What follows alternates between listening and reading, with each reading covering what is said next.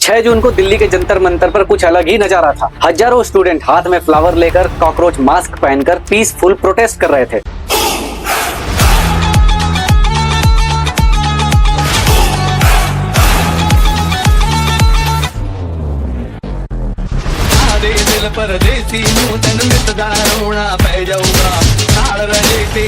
ये था कॉकरोच जनता पार्टी का पहला बड़ा ग्राउंड शो। सीजेपी के फाउंडर अभिजीत दिपके यूएस से आज ही इंडिया पहुंचे और आते ही वो प्रोटेस्ट साइट पर सीधा गए। तो पहला प्रोटेस्ट पीसफुली खत्म हो चुका है, लेकिन सीजेपी ने 7 दिन का अल्टीमेटम दिया है। 7 दिन में अगर गवर्नमेंट डिमांड नहीं मानती है तो अगले सैटरडे को इससे बड़ा प्रोटेस्ट हो सकता है।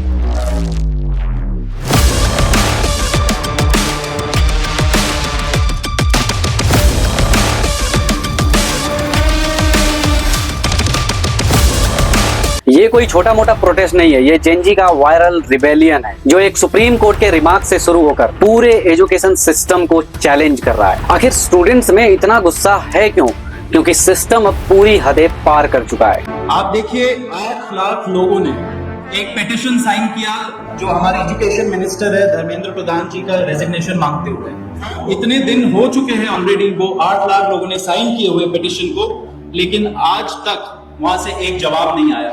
क्योंकि कोई जवाबदेही नहीं हो रही है, क्योंकि सरकार हम लोगों से बात करने कर ही नहीं रही है, क्योंकि हम लोग इतने टाइम से कोशिश कर रहे हैं कि सरकार में कोई हमसे बात करे, कुछ हो, कोई एक्शन लिया जाए। एंड देयरफॉर अभिजीत दिपके जो फाउंडर है कॉकरोच जनता पार्टी के, उन्होंने एक पीसफुल प्रोटेस्ट बुलाया है सैटरडे जून 6 को। बाकी की कहानी शुरू होती है मई 2026 से, जब सीजीआई ने अनएम्प्लॉयड यूथ को कॉकरोच और पैरासाइट बोल दिया था। वही रिमार्क वायरल हो जाता है। Youngsters like cockroaches, they don't get any employment, they don't have any place in profession. Some of them become media, some of them become social media, some of them become RTI activists, some of them become another activists, and they start attacking everyone. And you people file contempt petition because High Court is not taking up the matter as if there are already parasites in society who attack you people, you attack the system, and you want to join hands with them. Boston university के 30 साल के student Abhijit Dipke ने इस insult को अपना weapon बना लिया।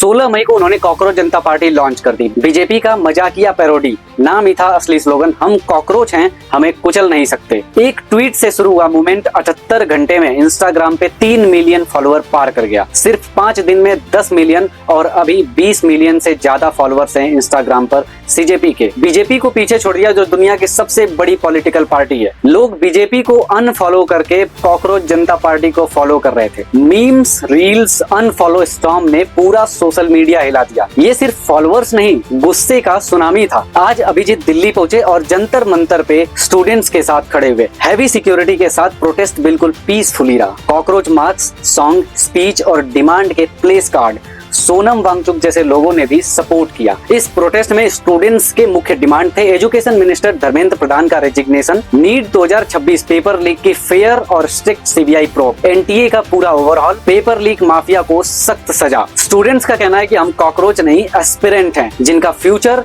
ये सिस्टम हर रोज बर्बाद कर रहा है। अगले सैटरडे को फिर से प्रोटेस्ट होगा अगर इन 7 दिनों में स्टूडेंट्स की मांग सरकार नहीं मानती है तो। असली सच ये है कि भारत का एजुकेशन सिस्टम खराब होने के मामले में अपने चरम सीमा पर पहुंच चुका है। जुल्म के साए में लब खोलेगा कौन, और हम भी चुप रहे तो फिर बोलेगा कौन। इनकलाब जिंदाबाद साथियों, मैं रौनक खत्री, पूर्व अध्यक्ष दिल्ली विश्वविद्यालय, आज एक छात्र नेता के रूप में नहीं परंतु एक छात्र के रूप में आपके बीच आया।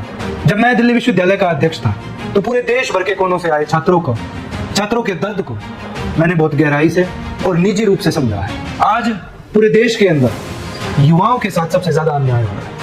उसका कारण आपके सामने है, क्योंकि शिक्षा मंत्री असमर्थ है अपने मंत्रालय को चलाने के लिए। साथियों, मैं रौनक खत्री इस बात को बहुत अच्छे से समझता हूँ कि शिक्षा मंत्री का काम केवल एग्जाम्स कंडक्ट कराने तक नहीं है, परंतु सरकारी कॉलेजेस के अंदर मूलभूत सुविधा देने का भी काम है। जब मैं अध्यक्ष था तो पीने तक के पानी के लिए हम मोहताज थे, जिसके लिए मुझे दिल्ली हाईकोर्ट जाना पड़ा, कॉलेजों के अंदर मटके लगाने पड़े।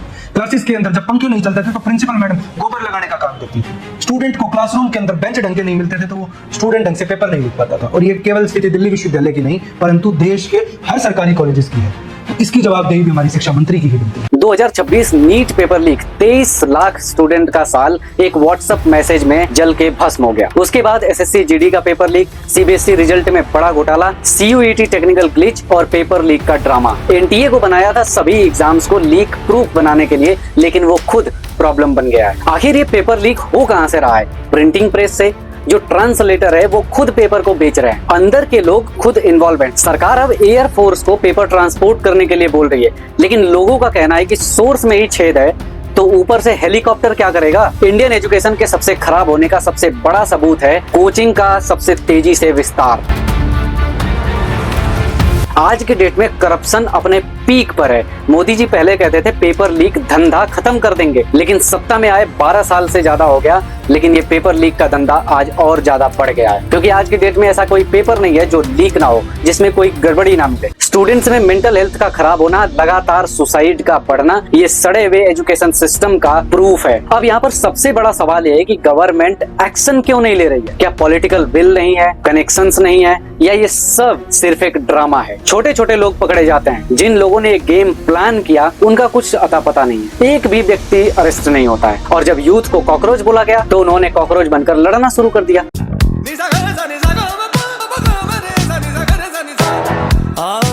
यहाँ जो बच्चे हैं, आपको कोई राजनेता का बच्चा नहीं मिलेगा, किसी ब्यूरोक्रेट का बच्चा नहीं मिलेगा, किसी उद्योगपति का बच्चा नहीं मिलेगा। कौन है ये बच्चे? किसान और मजदूर के बच्चे हैं। तो जब वो लड़ेंगे, हम भी किसान मजदूर हैं, तो क्यों नहीं अपने बच्चों के साथ आए? सुरक्षा में देखो इतने लगाए हैं, क्या इनके बच्चे उस नीट की परीक्षा में नहीं थे? क्या इनके बच्चे सीबीएसई में नहीं थे? लेकिन ये अपनी ड्यूटी निभा रहे और इनको फुल सपोर्ट है कि जब चाहे डंडा मारे, हमारे हाथ पीछे बने। सीजेपी अब सिर्फ एक पार्टी नहीं, ये रेजिलेंस, यूनिटी और अकाउंटेबिलिटी का सिंबल बन चुका है। जेन जी सोशल मीडिया पर पावरफुल है, अवेयर है और इम्पेशेंट है। अगर सरकार अब भी इग्नोर करती है तो ये मूवमेंट और बड़ा और डेंजरस हो सकता है। कॉकरोच जनता पार्टी ने दिखा दिया, ऑनलाइन से ऑफलाइन तक असली बदलाव लाया जा सकता है। स्टूडेंट्स का मैसेज बहुत क्लियर है, हमारा फ्यूचर मत बेचो, एजुकेशन सिस्टम सुधारो, करप्शन को खत्म कर दो। अगला सैटरडे गेम चेंजर होने वाला है। और आप क्या सोचते हैं, क्या ये रिबेलियन सच में सिस्टम बदल पाएगा? कमेंट में अपनी राय जरूर लिखिए।